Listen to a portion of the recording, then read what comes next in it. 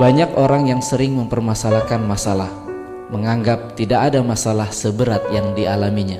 Seorang ibu konsultasi kepada saya, "Ustadz, tolong bantu saya Ustadz. Suami saya Ustadz, suami saya, tolong suami saya Ustadz." "Kenapa dengan suami ibu?" "Ustadz, setiap malam saya tidak bisa tidur karena suami saya." "Memangnya kenapa dengan suami ibu?" "Suami saya ngorok Ustadz. Setiap suami saya ngorok, pasti saya tidak bisa tidur. Tolong Ustadz, beri kami